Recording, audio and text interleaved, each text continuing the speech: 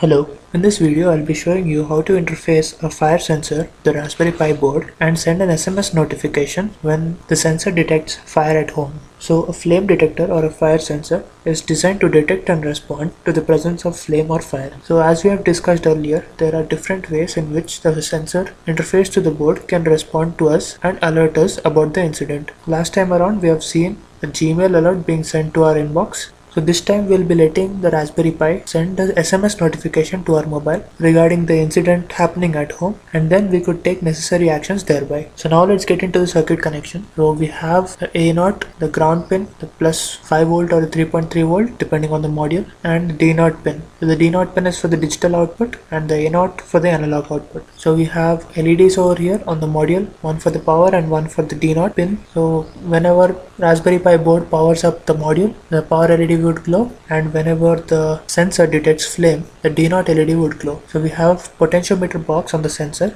to toggle the range up to which it can detect fire, and this is the fire sensing part, the structure of an LED. So as we would be recording only the digital response on the Raspberry Pi, we'll connect the D0 pin to any of the GPIO on the Raspberry Pi, note it down and use that in the code. And then we power up the module through the 3.3 volt pin on the Raspberry Pi. So we connect the 3.3 volt pin on the Raspberry Pi to the VCC or the plus pin on the module, and then on the other side for the ground connection we make this ground pin connection to the ground pin on the Raspberry Pi board. So if you are willing to use an A0 pin in the project, you would need an external ADC for that to collect the analog values and report the magnitude at which the sensor can detect flame near it. In here we use a Nexmo SMS service, so it's sort of a gateway which connects the Raspberry Pi and the mobile phone notification services through the internet. So to send SMS alerts to our mobile, we'll have to create an account on the Nexmo, or now it's set to be as Vonage. So we have to create an account there and register our mobile number with the account so that we receive SMS notifications whenever the Raspberry Pi detects fire. So now let's move on to the hardware section, see how the pin connections are made, and then configure an account for ourselves and use it for implementing the alert system. So here we are at the Vonage APIs screen. So the Nexmo service, also known as the Vonage API service, allows us to send SMSs through APIs. So you'll need to create this account. On the login page, you need to enter all your necessary details and your registered mobile number to which you want to send the messages to. When you finally log in, you'll get this screen, the try the SMS API screen. So under that, you see here we can try out the messaging services with this default one. So the Vonage APIs would be a default, and the registered mobile number, the number which you would be giving in the login part, and the message you want to test with. Once this is done, send the message. So when the message is sent, you'll be receiving it on your mobile phone. So if you want to see the code part, you can try out with the code. So we need to install the library at first. So the command is given in here, install the library, and then copy this code which will be given in the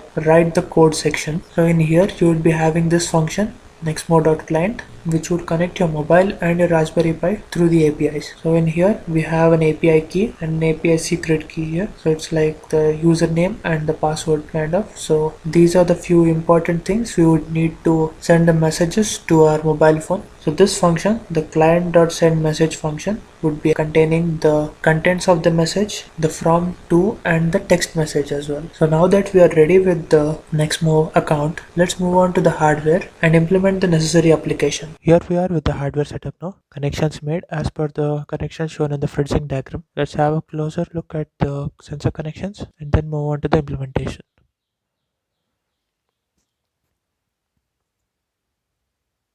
Starting from the bottom, you have A0, D0, ground, and VCC. So the A0 is for the analog output, D0 for the digital, ground, VCC. VCC we give it as 3.3 volts. So along with that, you can see the LEDs here, the power LED and the D0 LED. The power LED glows whenever the sensor is powered properly, and the D0 LED glows whenever there is flame detected from the sensor. So this potentiometer pot on the sensor is used for toggling the range up to which it can detect fire. So this was all about the sensor connection. So in here, as we do not have any analog pins on the Raspberry Pi, we would be using only the digital output. You could use an analog pin with the Raspberry Pi provided you have an external ADC which helps in collecting the analog values from the sensor. So on the Raspberry Pi, we have the red wire VCC connecting to plus 3 point, the brown wire connecting to the ground, and the green wire connecting to GPIO 4, that is the BCM mode of pin naming. Now let's move on to the implementation part. So here we are at the Raspberry Pi terminal. I've entered the directory in which I've placed the code file, and we are ready with the hardware as well up and running. So you see here, the power LED glows when the D0 LED is off. So when it detects fire, it is going to glow the D0 LED now. So now let's get a program running.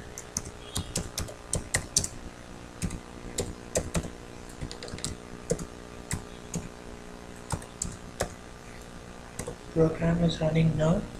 So I've got a candle in here. When I point it towards it, there you go.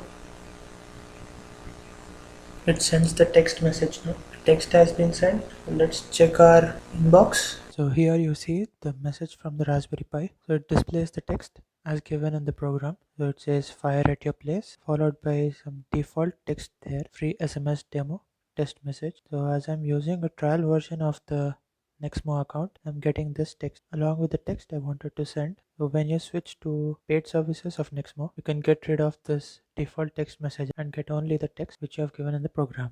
So now that we're able to successfully implement the program, let's move on to the code and understand it thoroughly. So here we are with the main code file. So let's start understanding code now. At first we import the Nexmo module, which we have installed using the pip tools, and then we import time for introducing some delay in the program, and then we use the rpi.gpio as GPIO, that's for setting the modes in which the rpi GPIOs work and making some declarations accordingly based on the input and output activity of the pin. So then next we move on to the channel variable, wherein we initialize the pin number. So here we set the mode of the pin to be GPIO.BCM. GPIO.BCM is GPIO followed by the pin number at which you want to point to. So here we are going to use the GPIO 4, as we have put the value 4 in channel, and then set up the channel pin as the input pin. So now we use the client function in the Nexmo module. So Nexmo client, inside the function we have these API information. So you'll have to enter your details in here, key and the secret values. That would be initializing our client connection to the main server. So now we define a function send SMS. So based on the channel detection, we would be sending the SMS to the user. Whenever fire is detected on the sensor, it would initiate the SMS from the Raspberry Pi side, and through the API we would be getting it on your mobile. So to indicate in the terminal, we have put this text, sending text, and then we have a function called send message for the client. So client.send message. Inside the message we write this piece of code. So the from, which will be saying the Raspberry Pi, to your mobile number, whichever mobile number is registered with the Nexmo account, you'll have to include that here, and then we put in the text that is need to be sent to the user. So this is fire at your place. Then we close the function and then print text sent once the function executes completely. So to make this happen, we have the add event section. So at first we detect the activity on the sensor. So the add event detection on the channel pin 4 with the bounce time of 30 and detecting the high and low pulses of the pin. So whenever it's low, there is no SMS sent to the user. So the situation is under control. Whenever the pin goes high, that is when the fire is detected and the message is sent to the user. So this was for the detection part, and this one